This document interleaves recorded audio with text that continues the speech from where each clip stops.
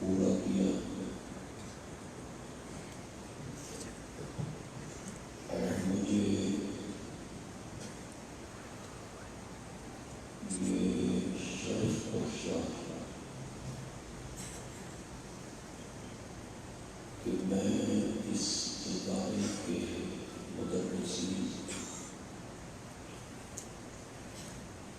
مدیر اور طلباء کی زیارت کر سکوں۔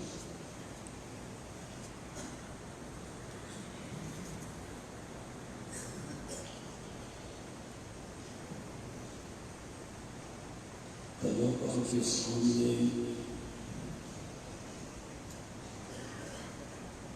اور طلباء کے اجتماع میں بیان کرنا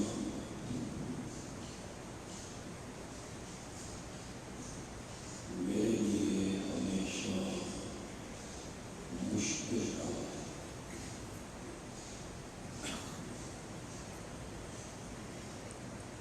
ایک تو مجھے ذاتی طور پہ اس بات کا علم ہے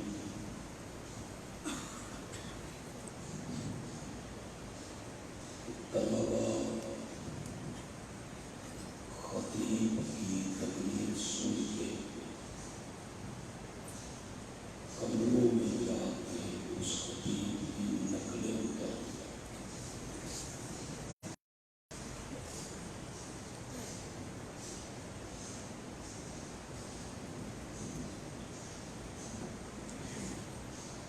کہتے ہیں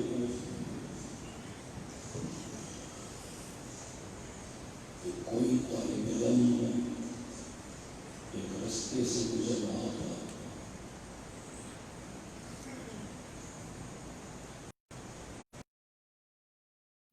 ایک آدمی نے کوہنوں میں بیل جوتا ہوا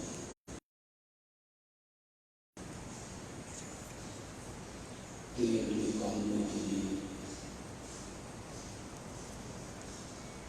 اس کا طریقہ یہ ہوتا ہے کہ بیل ایک دائرے میں گھومتا رہتا ہے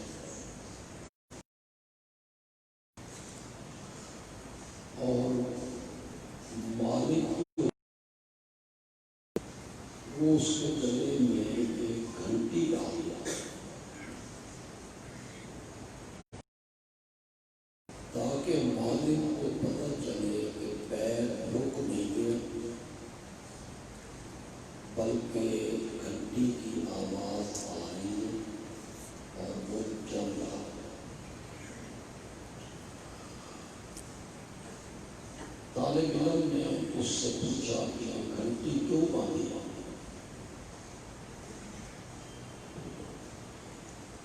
اس نے کہا میں کام کاج کے لیے ادھر ادھر ہو جاتا ہوں، مجھے آواز آتی رہتی ہے، میں مطمئن رہتا ہوں کہ بیل اپنے دائرے میں چل رہا ہے۔ طالب علم نے کہا کہ اگر بیل اپنی جگہ سر ہلاتا رہے تو پھر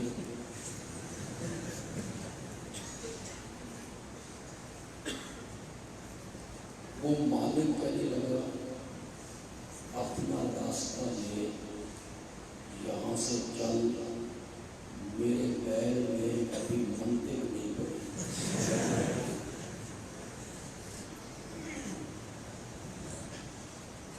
صرف 2-3 باتیں کر دوں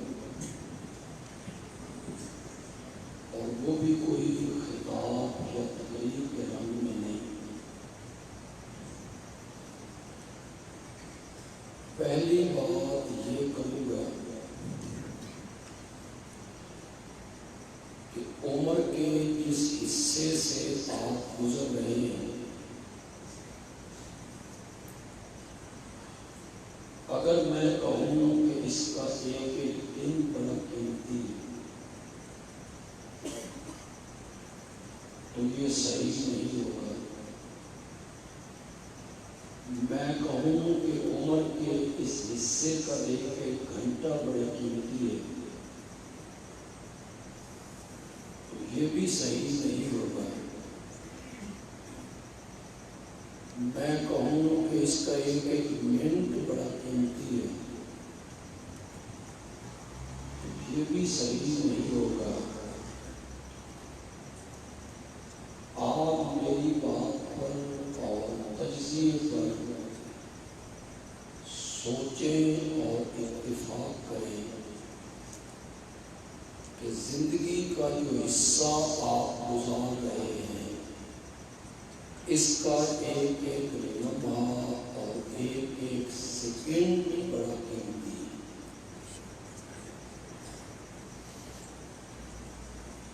زندگی کا بننا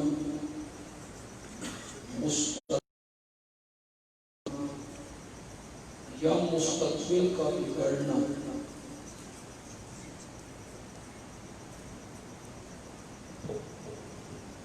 انہی لمحات پر مشتمل ہے۔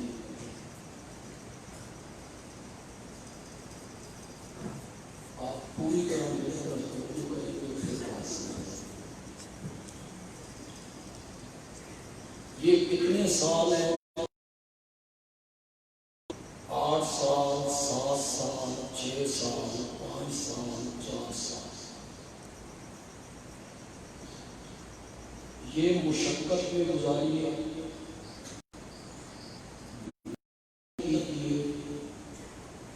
مسلسل پڑھیے، سیر سپاٹا، گپ شپ، موبائلوں سے کھیلنا، اس سے ہٹ جائیے اور تعلیم، تعلیم اور پھر تعلیم۔ 24 گھنٹوں میں 18 گھنٹے پڑھیے،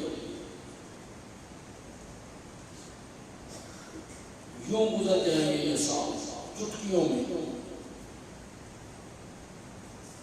محنت کر لو چند سال،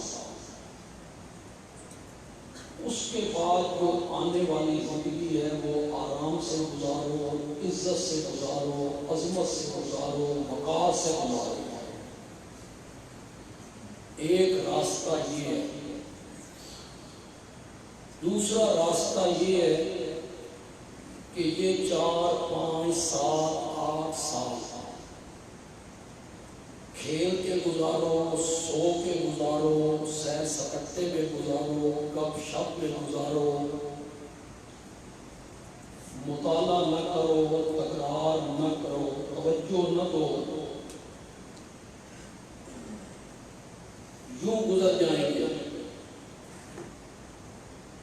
آنے والی ایک لمبی زندگی میں ذلت کی زندگی گزارو۔ علم تر کیف فعل ربک کا پڑھ کے نمازیں پڑھاتے رہو۔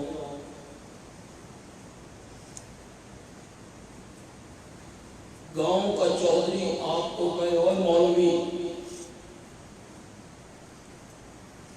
کوئی عزت نہ ہو، کوئی عظمت نہ ہو، کوئی وقار نہ ہو۔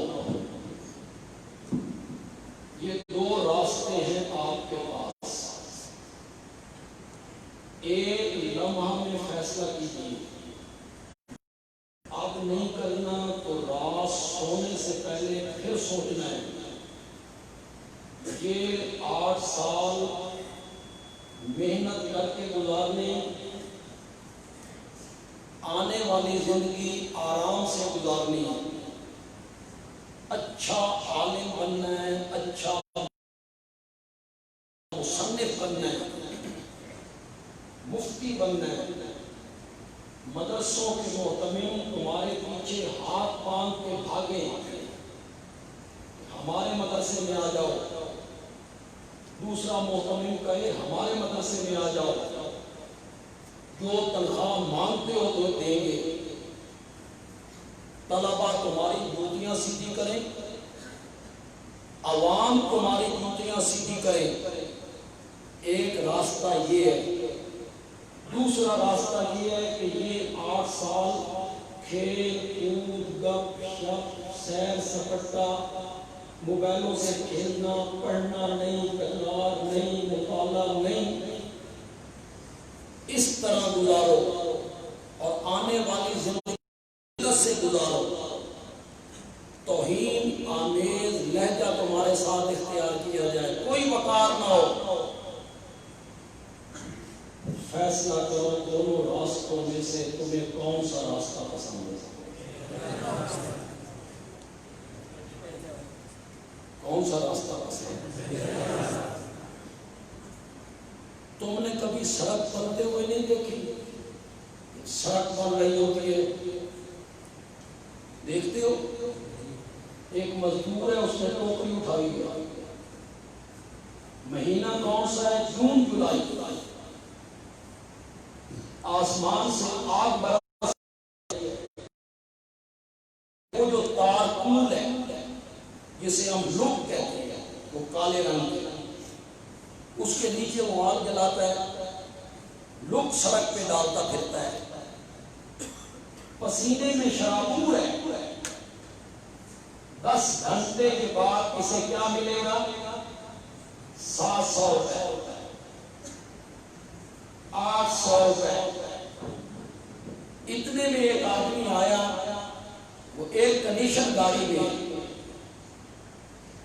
اس کے ڈرائیور نے اس کا دروازہ کھولا، وہ آدمی انجینئر ہے، وہ گاڑی سے باہر نکلا، اس نے سڑک کا جائزہ لیا، کام صحیح ہو رہا ہے، پھر وہ گاڑی میں بیٹھا چلا گیا۔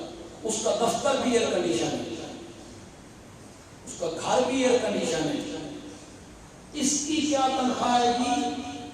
1.5 لاکھ روپیہ مہینہ۔ دونوں میں فرق کیا ہے؟ یہ جو ذلیل ہو رہا ہے، ٹوکریاں اٹھا رہا ہے، اس میں اور اس میں فرق کیا ہے؟ فرق یہ ہے کہ جو ذلیل ہو رہا ہے یہ سکول سے بھاگا کرتا تھا، یہ پڑھتا نہیں تھا، چھٹیاں کرتا تھا، زندگی کھیل کود میں گزاری، وہ بس بچپن کی زندگی گزر گئی، ساری زندگی ذلیل ہو رہا ہے سڑکوں پر۔ اور یہ جو انجینئر بنا، اس نے محنت کی ہے، توجہ سے پڑھا ہے، کوشش کی ہے، ڈپلومے لیے، وہ چند سال محنت کر کے گزار لیے، اب ساری زندگی عیش کر رہا ہے۔ تو تمہارے لیے 2 راستے ہیں، ایک یہ کہ یہ چند سال آرام میں گزار لو، کھیلو کودو بھاگو پھرو چلو، موبائلوں سے کھیلو، یوں گزر جائیں گے۔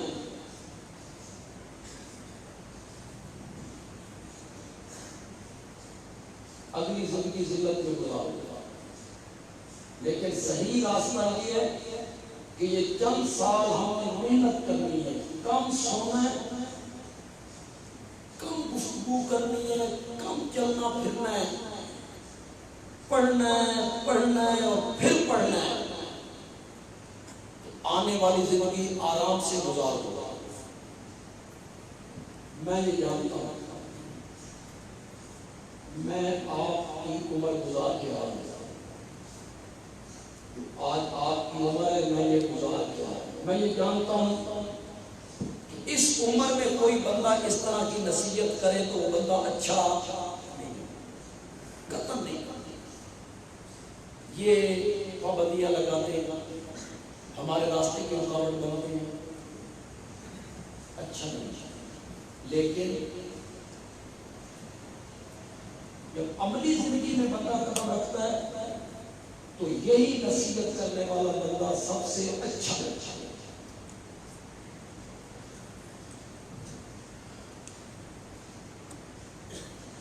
میں نے کنز الدقائق سے پڑھی. وہ ذرا استاد سخت مزاج تھے.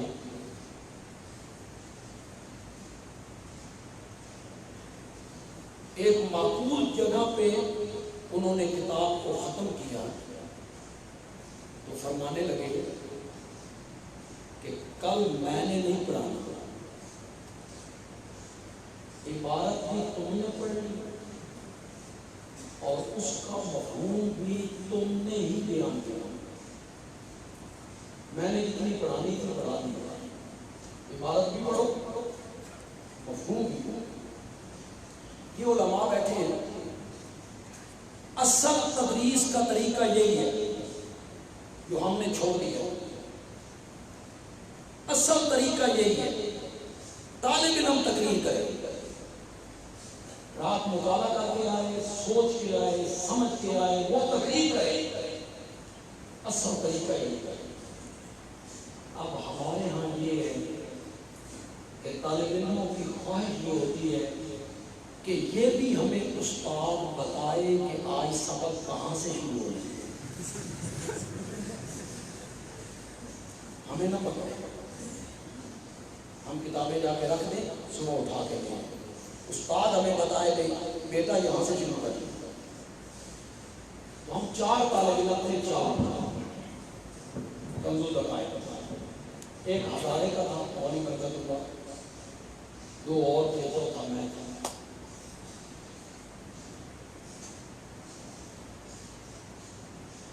تو یہ جو شیطان ہے یہ بھی کبھی کبھی طالب علموں کے ذہنوں میں نا بڑے دلائل ڈالتا ہے. ذہنوں میں ڈالتا ہے. اب ہم ٹھہرے تھے صاحبزادے، اور صاحبزادے جو ہوتے ہیں یہ الگ نسل کی مخلوق ہوتی ہے. لوٹے لاٹے ہوتے صاحبزادے کہ میرے باپ کا مدرسہ ہے. تو ہم 4 بندے جب باہر نکلے تو وہ شیطان کس طرح ہمارا ذہن خراب کر رہا ہے ذرا سنیے. ایک طرح اگر عبارت بھی ہم نے پڑھنی ہے، مطلب بھی ہم نے بیان کرنا ہے، یہ تنخواہ کس کی لیتی ہے؟ شیطان نے اس کو پٹی بڑھا. یہ کس کی تنخواہ لیتی ہے؟ اوپر سے مولوی برکت اللہ بولا، وہ کہنے لگا اگر عبارت بھی میں نے پڑھنی ہے، مفہوم بھی میں نے بیان کرنا ہے، تو میں ہزارے میں نہ بیٹھا رہتا. مجھے ہزارے سے چل کے سرگودے آنے کی کیا ضرورت تھی؟ میں وہاں بیٹھ کے پڑھتا رہتا. ہم نے ہڑتال کر کہ نہیں پڑھنی. استاد کی ذرا سخت مزاج ہونا کہ نہیں پڑھنی، نہ پڑھو جاؤ. ہفتے کے بعد ہم نے سوچا کہ یار استاد تکلیف مالا یداد تو نہیں دے رہے کہ ہمارے بس میں نہیں ہے، تو مل بیٹھو یار، ذرا محنت کرتے ہیں. ہم 4 طالب علم مل بیٹھے. ہم نے ایک سطر حل کر عبارت کی مفہوم. دوسرے دن استاد سے معافی مانگی، ایک سطر سنا. دوسرے دن 2 سطریں، 3 سطریں، 4 سطریں، آدھا صفحہ، پورا صفحہ. ایک مرکہ بندہ پہ محنت کرے تو اللہ بھی معاون بنے، اللہ مدد کرے.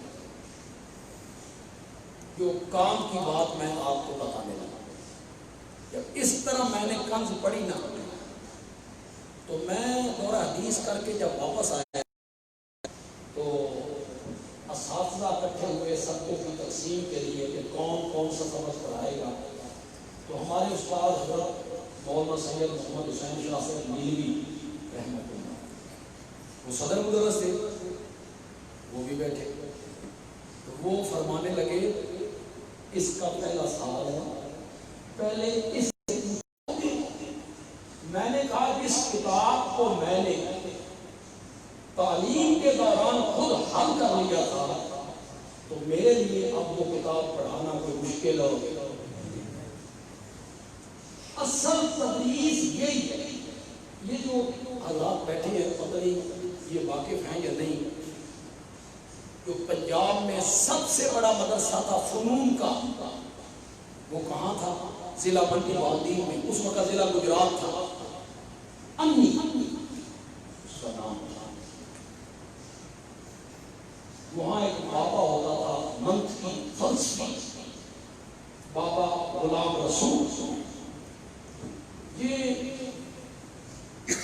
حضرت شیخ مولانا محمد طاہر پنجپیری رحمۃ اللہ علیہ، شیخ القرآن پنڈی والے انہی سے پڑھی، حضرت شاہ جی گجرات والے انہی سے پڑھی، حضرت قاضی شمس الدین انہی سے پڑھی، میرے والد صاحب بھی انہی سے پڑھی۔ یہ مولانا رشید احمد لدھیانوی رحمۃ اللہ علیہ جو جامع الرشید کے بانی ہیں، یہ بھی انہی سے پڑھی۔ بڑے بڑے علماء وہاں جاتے تھے، بابے کا یہی طریقہ تھا، عبارت بھی خود پڑھو، اسے حل بھی خود۔ میری باتیں آپ کو سمجھ آئی؟ آپ بھی کہیں گے چندہ خطیب کے ساتھ بول کر چلنا، وہ تو نہیں ہو رہے ہیں۔ میں بابے علی والے کا ایک لطیفہ آپ کو سناتا ہوں جو آپ کی سامنے۔ بابا علی والا پڑھاتا تھا شرح چغمینی، اتنی اونچی اونچی کتابیں جس کا نام بھی آپ نے نہیں سنا، فلسفے کی، فلکیات کی، منطق کی، چھوٹی کتابیں بابا نہیں پڑھاتا تھا۔ یہ ناوین ہدایت اللہ کافی ہوگا تو کسی اور کے پاس جاؤ۔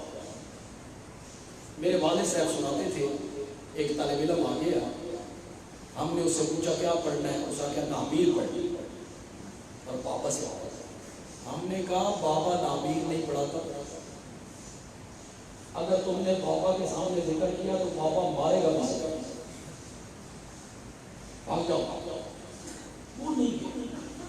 صبح ہم نے جب سبق پڑھ لیا تو بابا ایک درخت کے نیچے بیٹھ کے پڑھاتا تھا، تو وہ طالب علم گیا، اس نے 1 منٹ بس بابے سے بات کی اور بابا نے کیا کتاب کھول، بابے نے اسے ناوین پڑھانی شروع کی۔ ہم بڑے حیران ہیں کہ بابا کیا لگے اور ناوین کیا لگے۔ تو ہم نے اس طالب علم سے پوچھا تو نے کیا بات کی؟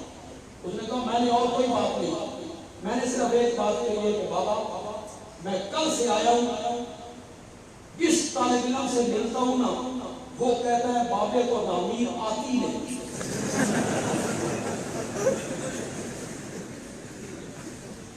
بابے کو ناوین تو ہمارے پنجابی میں نام سے پتہ نہیں آپ بھی سمجھ لیں گے، تو بابا آگے سے کہتا ہے کھول کتاب، کون سا حرامی کہتا ہے کہ مجھے نہیں آئی۔ اصل تدریس جو ہے وہ یہی ہے جو ہم نے چھوڑ دی۔ کیوں بھائی؟ اگر آپ طالب علمی کے زمانے میں ایک کتاب حل کر لیں تو وہ کتاب پڑھانی آپ کے لیے مشکل ہو۔ اصل یہی ہے، اگر یہ آج بھی پڑھائی جاتی ہے کہ آپ مطالعہ تو اس سطح کا کریں نا، اس سطح کا مطالعہ کریں کہ آپ اس کتاب کو سمجھ کے ان لمحات کو ضائع نہ کیجیے۔ میں کوئی جذباتی بات نہیں کرتا، آپ کے دل و دماغ سے اپیل کرنا کہاں کہاں سے آؤ، کوئی 100 میل سے، کوئی 200 میل سے، 300 میل سے، کوئی 50 میل سے، کوئی 3 مہینے کے بعد گھر جاتا ہے، کوئی 6 مہینے کے بعد گھر جاتا ہے۔ تمہاری مائیں جب تمہیں رخصت کرتی ہیں نا خوشی سے کرتی ہیں، یہاں پتھر رکھ کے رخصت کرتی ہیں۔ کبھی پیچھے مڑ کر ماں کی آنکھوں میں آنسو دیکھا کرو، کبھی احساس کیا کرو کہ رات بستر پہ سوتے ہوئے تمہاری ماں تمہارے لیے کتنا روتی ہے کہ میرے بیٹے کو کھانا کیسے ملتا ہوگا، میرا بیٹا کس حال میں ہوگا۔ اساتذہ کی بات نہیں مانتے ہو اور محنت نہیں کرتے ہو، ماں کے آنسوؤں کا تو خیال کر لو یار، کہ ہماری ماں نے روتے ہوئے ہمیں رخصت کیا تھا۔ تم اپنے باپ کے بازو، جب بیٹا 18 19 20 سال کا ہو جاتا ہے تو باپ کا بازو بنتا ہے، باپ مطمئن ہو جاتا ہے کہ میری محنت مشقت کم ہو گئی ہے، میرا بیٹا میرا بازو بن گیا ہے۔ تمہارا باپ آج کہتا ہے کہ بیٹا جاؤ تم پڑھو دین حاصل کرو، میں محنت کروں گا، میں مشقت اٹھاؤں گا، میں تیری تعلیم کا خرچہ اٹھاؤں گا، اس باپ کی محنت کا ہی خیال کر لو یار. اور یہ سوئے رہنا اور گپ شپ کرنا اور پھرنا چلنا، موبائلوں سے کھیلنا، ان سب چیزوں کو ترک کرو اور تمام پر توجہ تعلیم کی طرف مبذول کر دو. عالم ربانی بنو. یا آخری 10 صورتیں یاد کر کے کسی مسجد میں، محلے کی مسجد میں امام بننا. چلو یہی بن یا عالم ربانی بننا. سے بولو عالم ربانی بنو، اچھے مدرس بنو، اچھے مفتی بنو. یہ جو آپ کے اساتذہ ہیں یہ ماں کے پیٹ سے پڑھ کے آئے، علم لدنی ہے ان کے پاس، رب نے ان کے ذہن میں ڈال دیا. تمہاری طرح مدرسوں میں رہ کے پڑھے ہیں نا. اگر یہ شیخ الحدیث کی مسند پر فائز ہو سکتے ہیں تم کیوں نہیں ہو سکتے ہو؟ اس احساس کمتری کی چادر کو بھی اتاریے گا. آپ محنت کریں تو آپ بھی اس درجے پہ آ سکتے ہیں. آپ محنت کریں تو آپ بھی عظمت حاصل کر سکتے ہیں. میری ساری زندگی خطابت میں گزر گئی، کبھی یہاں کبھی وہاں، دن وہاں رات وہاں. میں نے یہ تجزیہ کیا ہے کہ یہ خطابت اور یہ تقریریں کچھ بھی نہیں، کچھ نہیں، بالکل کچھ. اصل چیز ہے مدرس بننا. نہیں میری بات کو سمجھ کہ یہ خطیبوں کو دیکھتے ہو تو کہتے ہیں نبی بڑی عزت ہے، لوگ پیچھے، اور جناب وہ لوگ کیا پیچھے ہوتے ہیں؟ آوے آوے جاوے جاوے زندہ باد ہے، جاوے جاوے.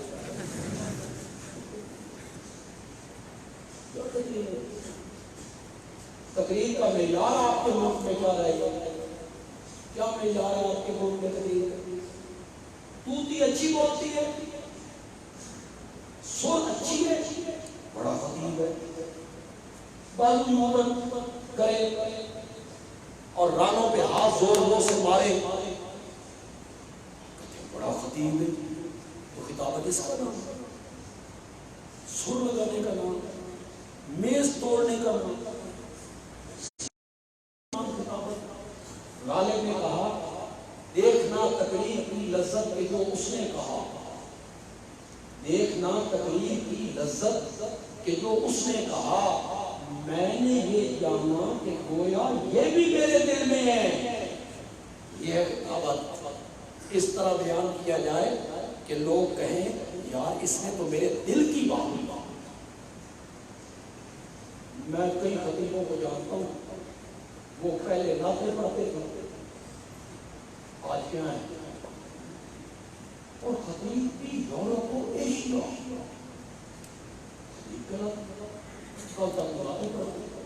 میں بریلوی مسلک کے خطیب کو جانتا ہوں سرگودا میں، وہ پہلے بسوں میں ہاکری کرتا تھا. ہاکری سمجھتے؟ یہ جو کلیڈر آواز لگاتے ہیں، جہاں بسیں گزرتی ہیں تو کلیڈر آواز لگاتے ہیں، چک کرے والے آ جاؤ بھائی، چک کرے والے آ جاؤ بھائی، وہی آواز لگاتے ہیں. بعد میں وہ خطیب اعظم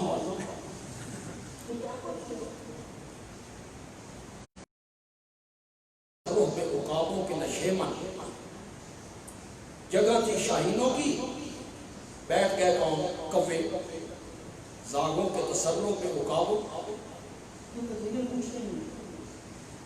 اگر آپ میں سے کسی کو اللہ نے ملکہ دیا، میں یہ نہیں کہتا کہ آپ تقریر نہ کریں، لیکن اسے آپ مقصد زندگی نہ بنائیں. مقصد زندگی بنائیں اچھا مدرس بننا، اچھا مفتی بننا، اچھا مصنف بننا. اچھی کتاب لکھی، تصنیف کی، اچھی تدریس کی، مفتی بنتی۔ یہ ہمارے اس ادارے کے جو محتمم صاحب شیخ الحدیث حضرت مولانا خواجہ رحمان، اللہ تعالیٰ ان کی مغفرت فرمائے، اللہ ان کے درجات بلند کرے، کوتاہیوں سے درگزر فرمائے، اللہ اس کے ساتھ اپنی رحمت کا معاملہ، رحمت کا معاملہ۔ انہوں نے کتنے شاگرد چھوڑے جی؟ وہ فیض جائیں گے، آگے ان کے شاگرد پڑھا رہے ہیں، فیض جائیں گے۔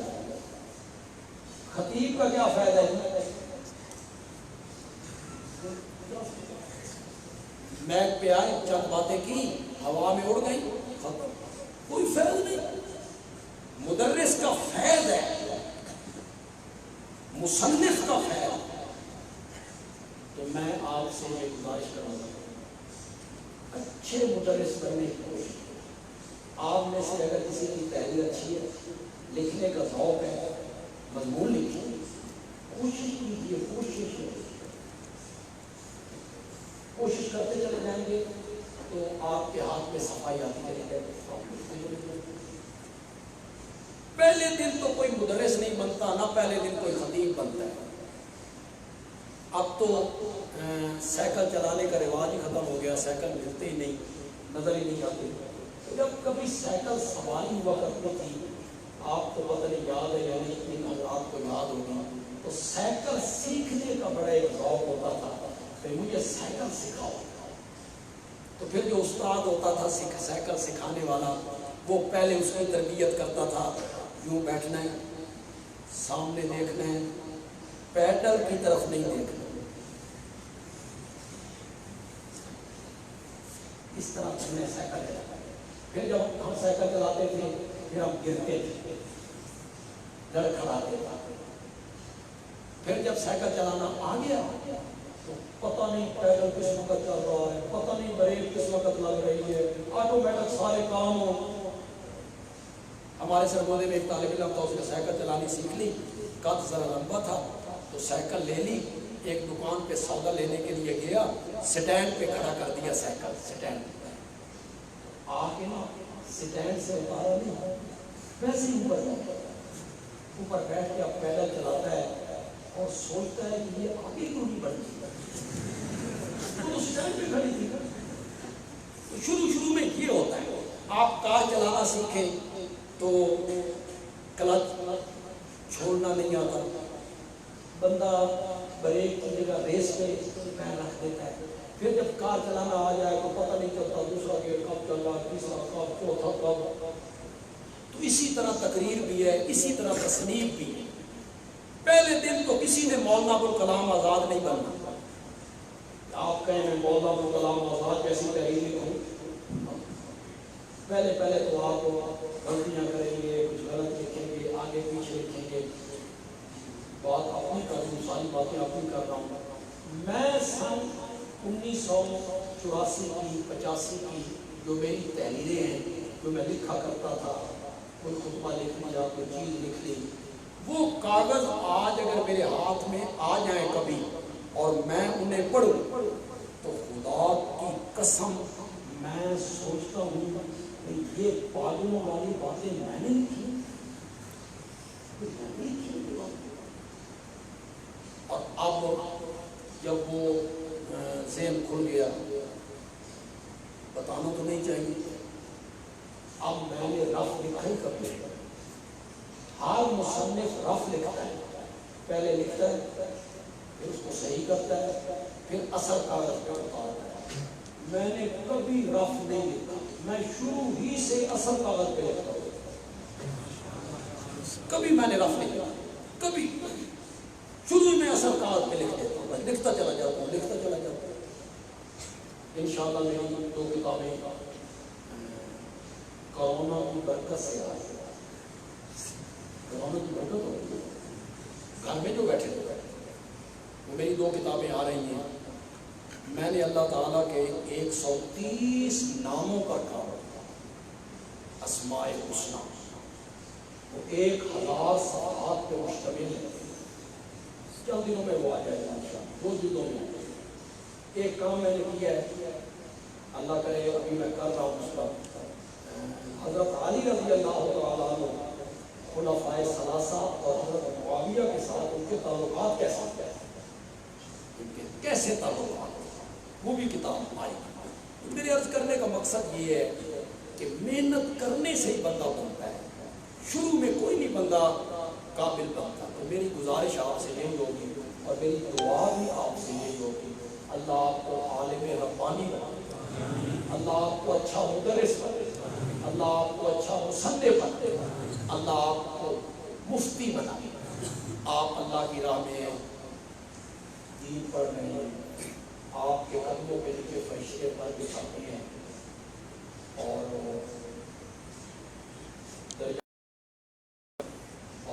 سوراخوں میں اشراط الارض آپ کے لیے دعائیں مانگتے ہیں. تو آپ سے ہماری گزارش ہوگی کہ آپ اپنی دعاؤں میں وہ جیسے کبھی کو بھی یاد رکھیں گے. اللہ اس مدرسے کو، اس ادارے کو ہمیشہ آباد. مولانا مرحوم کا یہ لگایا ہوا جو پودا ہے، اللہ کرے اس میں سدا بہار رہے، سدا بہار رہے. کبھی اللہ انہیں کسی کا محتاج نہ کرے، انہیں اللہ صرف اپنے دروازے کا محتاج رکھے. وما علینا الا